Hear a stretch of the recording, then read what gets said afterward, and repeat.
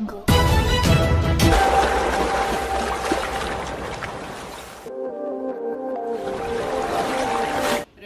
నుంచి కేంద్ర హోంశాఖ సహాయ మంత్రి బండి సంజయ్ గారి కుమారుడు బండి భగీరథ్ గారిపైన పోక్సో కేసు కింద ఎఫ్ఐఆర్ నమోదైన విషయం తెలంగాణ రాష్ట్రం అంతా కూడా తెలిసిన విషయమే. కానీ ఇంతవరకు బండి భగీరథ్ అనే వ్యక్తిపైన తెలంగాణ రాష్ట్ర ప్రభుత్వం కనీసం చర్యలు తీసుకోకపోవడం నిజంగా ఆశ్చర్యపరుస్తూ ఉన్నది.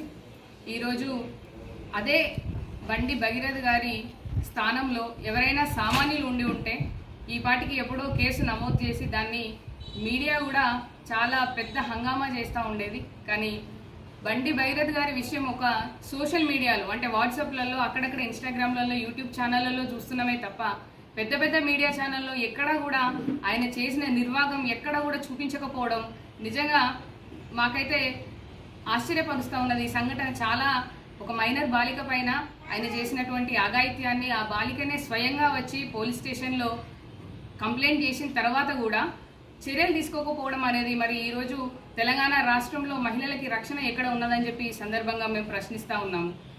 ఆయన ఒక కేంద్ర హోంశాఖ సహాయ మంత్రి అయ్యుండి తన కొడుకుని సమర్థించుకోవడం నిజంగా ఆయనకి సిగ్గుచేటు అని సందర్భంగా నేను చెప్తా ఉన్నాను.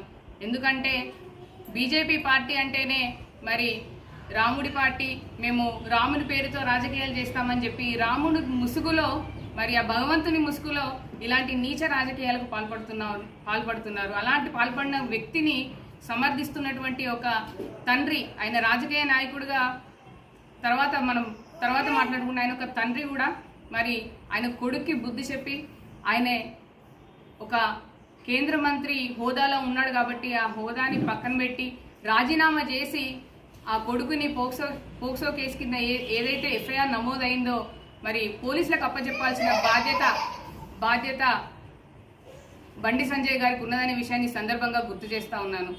ఈ రాష్ట్ర ప్రభుత్వం, రాష్ట్ర హోంశాఖ మంత్రి అయిన ముఖ్యమంత్రి రేవంత్ రెడ్డి గారు కావచ్చు, కాంగ్రెస్ పార్టీ నాయకులు కావచ్చు, కనీసం ఈ సంఘటన పైన ఎవ్వరు కూడా నోరు విప్పి మాట్లాడకపోవడం మరి ఈ రాష్ట్రంలో ఉన్న మహిళలందరినీ కూడా భయభ్రాంతులకు గురి చేస్తూ ఉంది. ఎందుకంటే రేపు సామాన్య మహిళలకి ఏమైనా మరి ఇలాంటి బాధ వచ్చినప్పుడు పోలీస్ స్టేషన్కి వెళ్ళి కేసు పెడితే కనీసం పట్టించుకుంటారో లేదా అన్న భయం కూడా ఈ రాష్ట్రంలో ఉన్న మహిళలకు కలుగుతుందనే విషయాన్ని సందర్భంగా గుర్తు చేస్తా ఉన్నాను. ఈ సంఘటన ద్వారా మాకు అర్థమవుతున్నది ఏంటంటే కేవలం బీఆర్ఎస్ పార్టీ తప్ప ఎవ్వరు కూడా మరి ఈ సంఘటన గురించి మాట్లాడడానికి ముందుకు వస్తలేరు. కాంగ్రెస్ బీజేపీ యొక్క అక్రమ మైత్రి అయి బయటపడిందనే విషయాన్ని సందర్భంగా మీ అందరికీ కూడా తెలియజేస్తా ఉన్నాను. రేవంత్ రెడ్డి కావచ్చు, మరి కాంగ్రెస్ పార్టీలో ఉన్న మహిళా మంత్రులు కావచ్చు, మహిళా నాయకులు కావచ్చు, ఎవ్వరు కూడా కనీసం నోరు విప్పి ఆ బాలిక తరఫున ఎవ్వరు కూడా మాట్లాడట్లేదు. అదే కాకుండా హనీ ట్రాప్ అని చెప్పి మాట్లాడుతూ ఉన్నారు. హనీ ట్రాప్ ఎవరిని చేస్తారో అని మినిమం కామన్ సెన్స్ లేని నాయకులు ఈ రాష్ట్రంలో మనకు ఉండడం, ఆ నాయకులు మరి మనకి పనిచేస్తానని కేంద్రంలో ఉండడం నిజంగా మన దురదృష్టకరం. ఇదే సంఘటన ఒకవేళ మీ ఫ్యామిలీ మెంబర్స్కి జరిగి ఉండుంటే, కాంగ్రెస్ పార్టీ వాళ్ళు కావచ్చు, బీజేపీ వాళ్ళు కావచ్చు, మీ ఫ్యామిలీ మెంబర్స్కి ఎవరికైనా జరిగి ఉండుంటే మరి ఇంత ఆలస్యంగా మీరు చర్యలు తీసుకోకుండా ఉండేవాళ్ళ? ఈ సందర్భంగా మేము ప్రశ్నిస్తూ ఉన్నాము. అదే కాకుండా అధికార అహంకారంతో బండి సంజయ్ గారు ఏం మాట్లాడినండి కేటీఆర్ గారి పైన, కేసీఆర్ గారి పైన వారు మాట్లాడిన మాటలకి మరి వెంటనే కర్మఫలం అనుభవించింది కదా. వాళ్ళ తనయుడు చేసిన తప్పుని సమర్థించుకుంటూ మళ్ళీ నిన్న నరేంద్ర మోడీ గారు వస్తే నన్ను నమ్మండి, నేనేం మోసం చేయలేదని స్టేజ్ పైన వందల వేల మంది సాక్షిగా మళ్ళీ అక్కడ కూడా అబద్ధాలు ఆడుతున్నారు. మీ అందరికీ తెలుసో లేదో ఆర్ఎస్ ప్రవీణ్ కుమార్ గారి మాట్లాడినటువంటి ప్రెస్ మీట్ మీరందరూ విన్నారో లేరో. మరి వారు చెప్పిన విషయాలు ఏమిటంటే వీళ్ళు బీజేపీ నాయకుడు ఒకప్పుడు V6 జర్నలిస్ట్ అయినటువంటి సంగప్ప అనే వ్యక్తి ద్వారా కూడా మధ్యవర్తిత్వం చేసి మరి ఆయన కొడుకు ఏం తప్పు చేయలేదు అంటున్నారు కదా. మాకు ఫ్రెండ్షిప్ ఉన్నదని ఒప్పుకున్నది అతనే, మేము కలిసి బయటికి వెళ్ళినామని ఒప్పుకున్నది అతనే, ఆమెకు అవసరమైతే 50,000 రూపాయలు ఇచ్చిందని ఒప్పుకున్నది అతనే. మరి ఈరోజు మరి నా కొడుకు ఎలాంటి సంబంధం లేదు అని ఎట్లా సమర్థించుకుంటారు? ఆయననే ఒప్పుకున్నాడు కదా ఆ అమ్మాయితో పరిచయం ఉందని.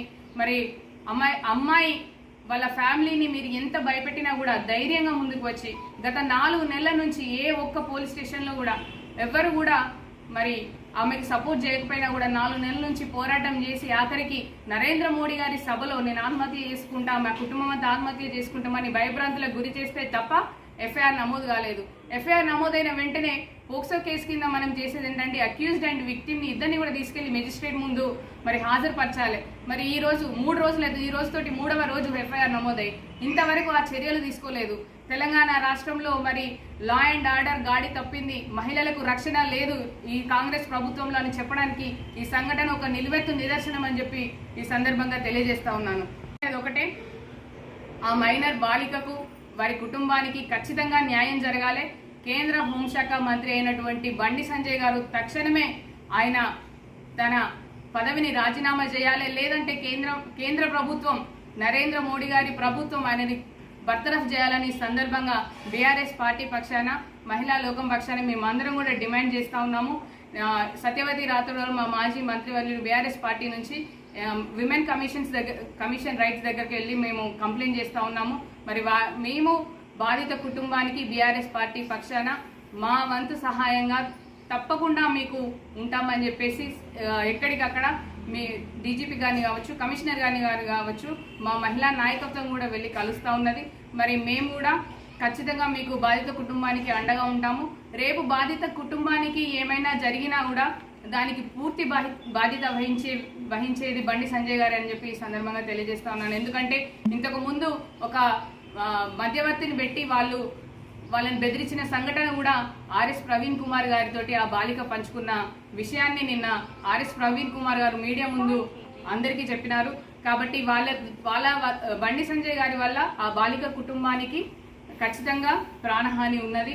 కాబట్టి రాష్ట్ర ప్రభుత్వం ఆ బాలిక కుటుంబానికి ఏమైనా, ఆ బాలికకి ఏమైనా రాష్ట్ర ప్రభుత్వం ఖచ్చితంగా బాధ్యత వహించాలి. ఈ సంఘటన పైన రేవంత్ రెడ్డి సర్కార్ వెంటనే చర్యలు తీసుకోవాలని చెప్పి డిమాండ్ చేస్తా ఉన్నాము. అలాగే బండి సంజయ్ గారు ఖచ్చితంగా రాజీనామా చేయాలి, లేదంటే బర్తరఫ్ చేయాలి కేంద్ర ప్రభుత్వం అని చెప్పి ఈ సందర్భంగా బీఆర్ఎస్ పార్టీ పక్షాన బీఆర్ఎస్ పార్టీ విమెన్ వింగ్ నుంచి మేమందరం కూడా డిమాండ్ చేస్తా ఉన్నాము.